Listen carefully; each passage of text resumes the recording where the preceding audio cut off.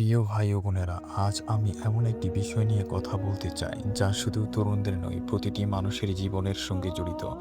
বিষয়টি হলো যৌবন। একবার নিজের হৃদয়ে হাত রেখে ভাবুন, যে যৌবন নিয়ে আজ আমরা এত গর্ব করি, এই শক্তি, এই সৌন্দর্য, এই আনন্দ, এগুলো কি সারা জীবন থাকবে? না, একদিন সব শেষ হয়ে যাবে।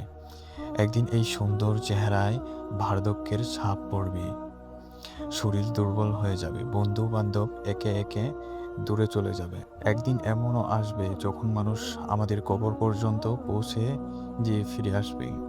আর তখন আমাদের সঙ্গে থাকবে না টাকা, থাকবে না ক্ষমতা, থাকবে না মোবাইল, থাকবে না সামাজিক যোগাযোগ মাধ্যমের জনপ্রিয়তা।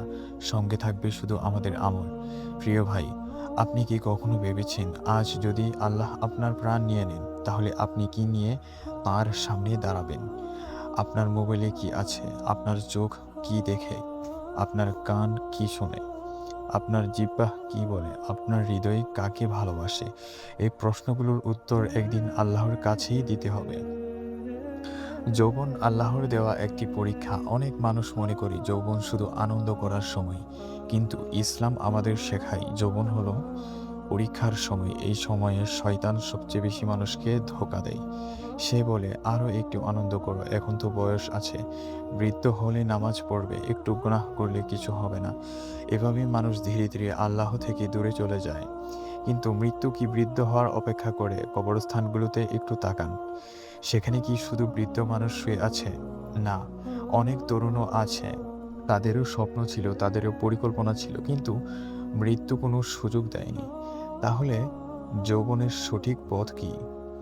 প্রথম পথ, আল্লাহকে ভালোবাসুন। মানুষকে ভালোবাসবে, কিন্তু আল্লাহকে সবচেয়ে বেশি ভালোবাসবে। যখন কেউ একা থাকে, তখনই বোঝা যায় সে কাকে বেশি ভালোবাসে। যদি একা থাকলেও আপনি গুনাহ থেকে নিজেকে বাঁচিয়ে রাখেন, তাহলে বুঝবেন আপনার অন্তরে আল্লাহর ভয় আছে। দ্বিতীয় পথ, 5 ওয়াক্ত নামাজ। আপনি যত বড় চাকরি করেন, যত ব্যস্ত থাকুন, নামাজের চেয়ে গুরুত্বপূর্ণ কিছু নেই। যে যুবক নামাজ ধরে রাখে, আল্লাহ তার জীবনেও বরকত দেন। নামাজ শুধু একটি ইবাদত নয়, এটি মানুষের চরিত্র বদলে দেয়, হৃদয়কে শান্ত করে, গুনাহ থেকে ফিরিয়ে আনে। তৃতীয় পথ, চোখের হেফাজত।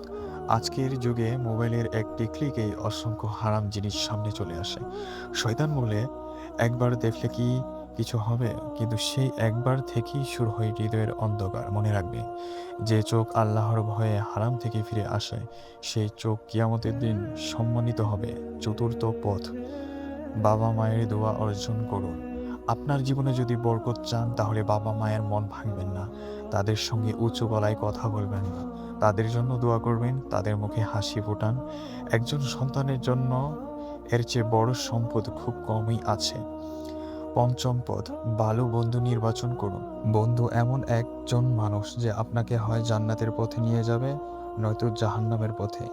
যে বন্ধু নামাজ থেকে দূরে রাখে, গুনাহে উৎসাহ দেয়, অশ্লীলতাকে স্বাভাবিক বলে, সে বন্ধু নয়, সে আপনার ঈমানের শত্রু।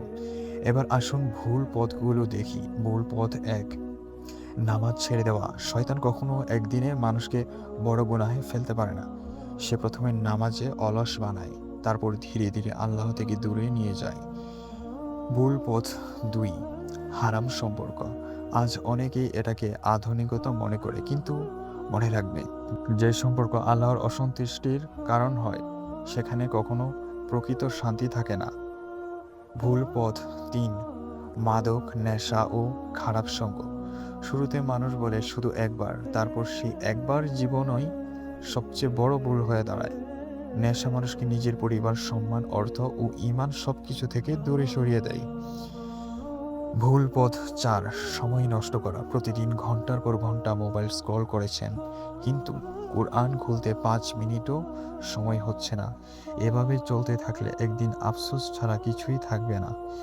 যদি অতীতে ভুল করে থাকেন, হয়তো আপনি নামাজ ছেড়েছেন, হয়তো অনেক গুনাহ করেছেন, হয়তো এমন কাজ করেছেন যা কাউকে বলতেও লজ্জা লাগে, তবুও নিরাশ হবেন না। আল্লাহ অত্যন্ত দয়ালু। যে ব্যক্তি আন্তরিকভাবে তওবা করে এবং ফিরে আসে, আল্লাহ তার তওবা কবুল করতে পারেন। আজই শুরু করুন। আজকের দিনটাই হতে পারে আপনার জীবনের নতুন অধ্যায়।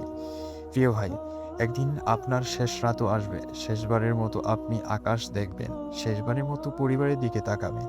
তারপর আপনার চোখ বন্ধ হয়ে যাবে। মানুষ আপনাকে গোসল করাবে। সাদা কাফনে জড়িয়ে জানাজার নামাজ পড়বে। তারপর মাটির নিচে রেখে সবাই চলে যাবে। সেদিন আপনার সঙ্গে থাকবে না আপনার ফোন, থাকবে না আপনার ব্যাংক ব্যালেন্স, থাকবে না আপনার বন্ধুদের আড্ডা। শুধু থাকবে আপনার আমল। তাই আজই সিদ্ধান্ত নিন, আমি আল্লাহর পথে চলব। আমি নামাজ ছাড়ব না। আমি গুনাহ থেকে দূরে থাকার চেষ্টা করব। আমি আমার যৌবনকে এমনভাবে ব্যবহার করব যাতে কিয়ামতের দিন লজ্জিত না হতে হয়।